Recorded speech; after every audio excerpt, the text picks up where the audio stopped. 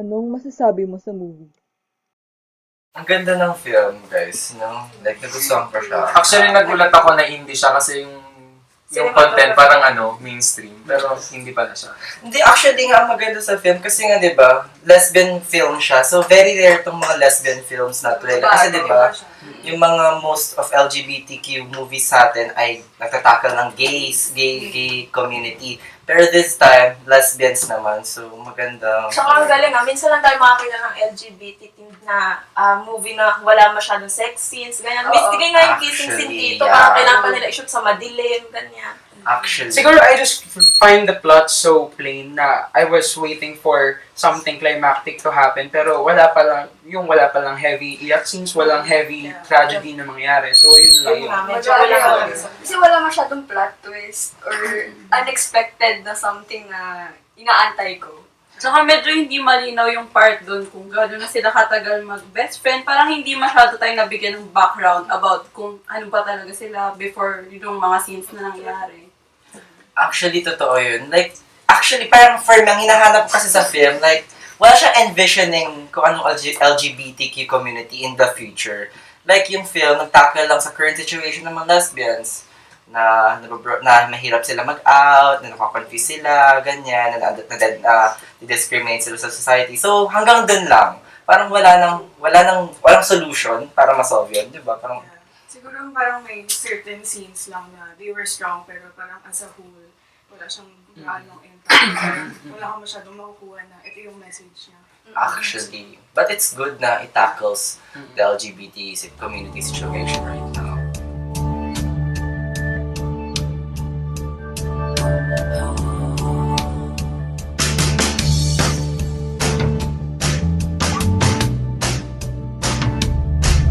Baka Bukas is an independent film written and directed by Semester A.Y. in 2016. It stars Jasmine Curtis Smith and Luis de los Reyes. During the year of its release, the film garnered 3 awards at the Cinema One Originals Film Festival. Hi guys, I'm Alex. I'm a writer, director, photographer, production designer, and social media manager. Lesbian? Si Andy? Bakit hindi mo sinabi sa akin? Best friend mo ko! According to Lee, it aims to represent the LGBT community in a way that goes beyond what the mainstream media shows. So we can tackle relevant issues like coming out. Coming out, is that still a thing? The film tells the story of Alex, a lesbian millennial who works as a creative that is based in Manila. She is out to most people, including her family, except her best friend whom she had been in love with for years. I wanted to represent all Filipino millennials. Akala ba nila cool sila dahil malaki yung t-shirt nila at hindi sila ngumingiti sa The picture? story unfolds when her best friend discovers the truth about her sexuality. We like the concept. It's fresh, it's original. Pero where is the pakipot? Where is the demure? Alex! Ow!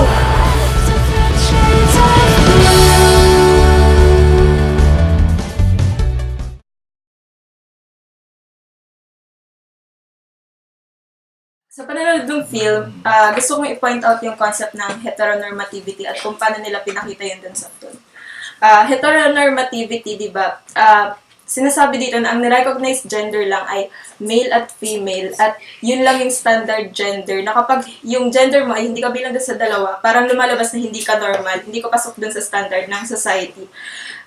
Yung scene na para sa akin nagpapakita ng concept na yun ay first yung scene ni Jess na kausap niya yung manager niya at sinabi ng manager niya na maraming artista na kahit adik ay nakakasurvive yung career nila.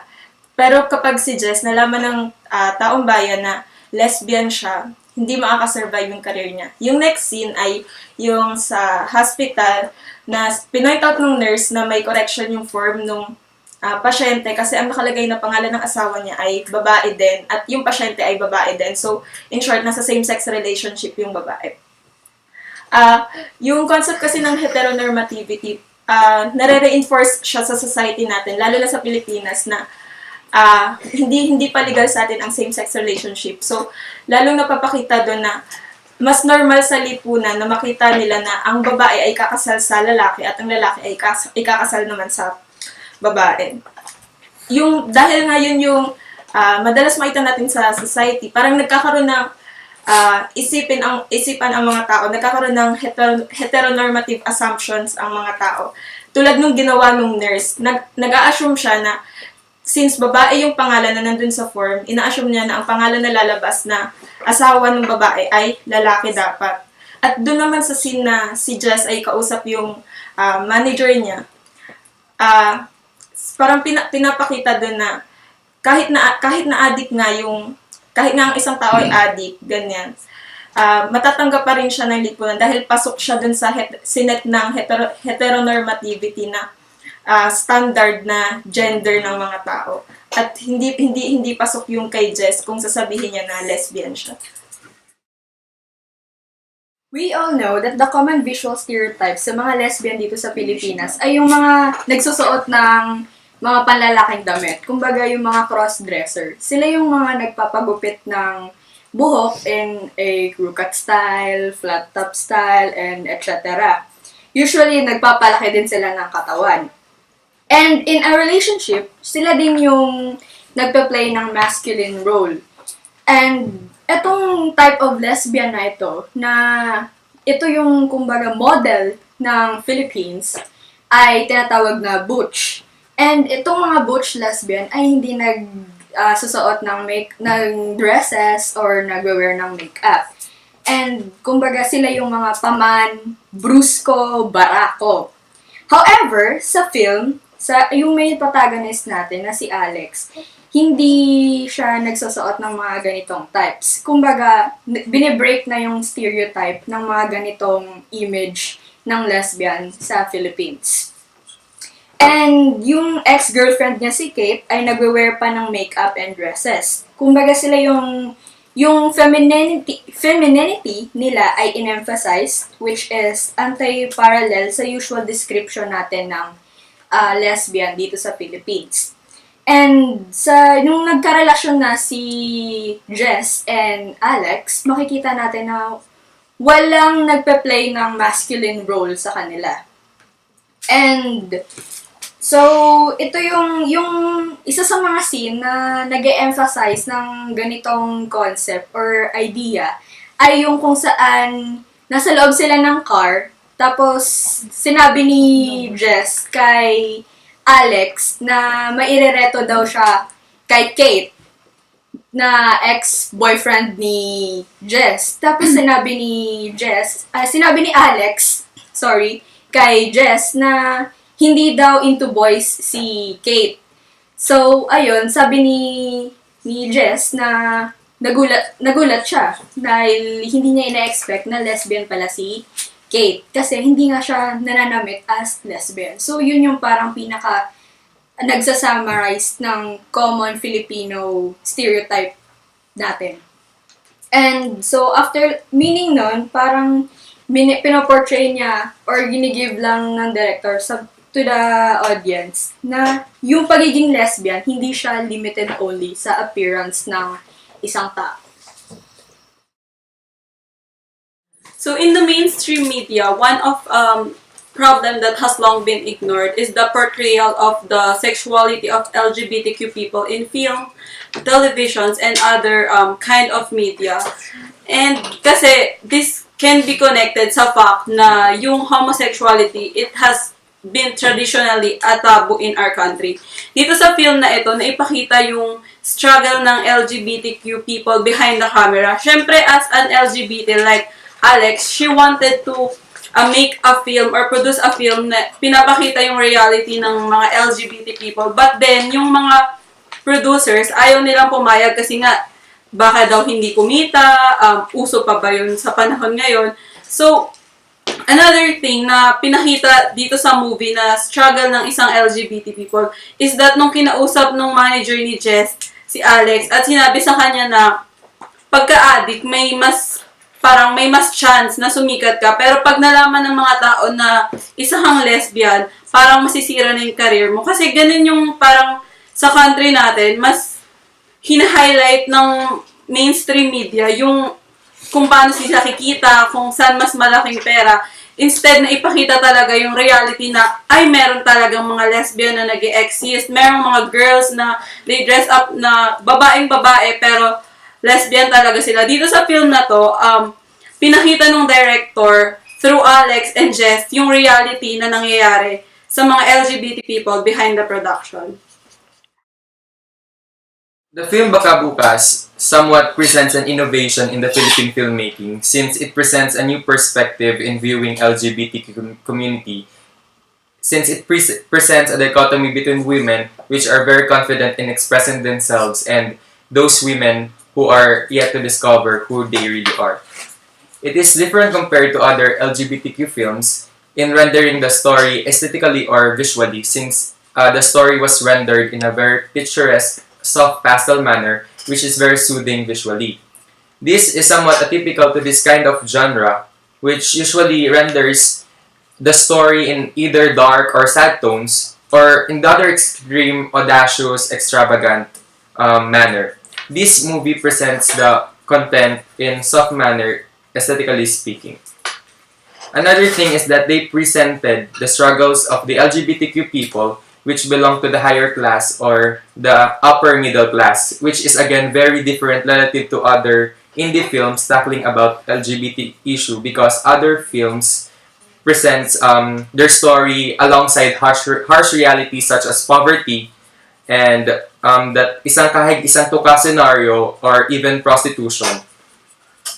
This film mainly focused din sa issue na more internal and personal since the struggle arose is just revolves just on the compatibility, emotional stability, and preparedness of the two girls to be involved in a relationship.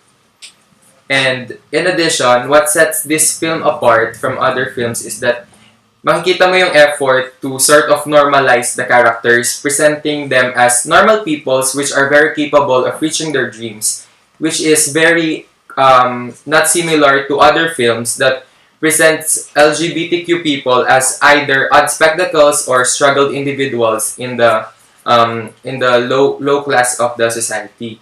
And finally, makikita mo rin yung importance na may effort yung film na apparently opted not to involve sex scenes, which I think a move to change the stereotypes about LGBT films in the country, which are perceived to be of adult, mature, and sexual and possesses sexual content. Some people say that they are born the way they are destined to be, but some are different. For Jess, it is different. Having been surrounded by gay people, Jess ignored how she feels and wished to turn out just to be like them. She tried hard to be normal and blended in with them. But later on, she realizes something. She insists that it isn't just a phase she's going through. In the movie, Jess has been treated as an outcast, odd, not part of the group. Consequently, she hated herself for it. Why does everyone hate her? She questions how everyone doesn't accept her. Later on, she's felt the same thing for Alex. After which, Julio and David finally included, accepted, and befriended her. She questions how shameful it is for her family and her image to have their relationship known. This film encapsulates how homosexuals have been treated all their life as portrayed in a heterosexual's point of view. So, the 5 concepts that have been discussed in this video commentary will all trickle down to the fact that there is really a big queer theory in our society. So, what's queer theory in the first place, right? So, from the root word itself, queer means you cannot define something, like you cannot know who you're attracted to. So, queer theory focuses on the probability of how it means to be gay, how it means to be lesbian, be destabilized in the society. Destabilized in a way that they will have no place in the society, they will experience horrible discriminations in our society and things like that. So how did this queer theory start in the first place? So this theory has been established because of the fact that both male and female have essential characteristics. So essential characteristics meaning how should they act in the society, they should play the roles of the gender stereotypes in the society. So, and believe it or not, most people focus on how men perform in the society. So, in response, the feminists made a movement that asked that why not give the girls a chance in the spotlight? Why must men and women have essential traits, right? So these questions were all in response to what feminists experienced during that time. Sorry to tell, but it is mostly the white, wealthy man who get to set the standards in our society, who get to set the standards of how men and women should act in the society. That's why lesbians, transgender females, transsexual females experience horrible discrimination in our society, that they are the ones who are at the bottom of the priority list of our society. In relation with the film, this is the reason why Alex and Jess experience difficulty in coming out as lesbians. It is because they are not treated fairly in our society and they are not treated normal. Not only them, but thousands of women feel the same way what they are experiencing in the film, that they are doubtful in coming out and affirming what they are in reality because of the notion of unacceptance, discrimination, and stigmatizing not just lesbians but also non-heterosexual people in our society. These factors played a vital role on why themselves, the characters, were confused with their own genders, that they themselves defined themselves as queers. So how do we resolve this issue in the first place? This society will progress if we remove gender stereotypes in our society. That we must remove the notion of how should I perform in the society? How should I act in the society according to my sex? And this will only be possible if all people will accept different gender roles in our society and accept them whatever their sexual orientation is and letting them be who they really want to be. In terms of technicals, the visuals are undoubtedly excellent, the lighting is good, enough to convince us that the scenes are genuine and realistic. The musical score is on point, in which the sounds support the feeling of emotions and even intensify the emotions to propagate to the audience's regard with the film.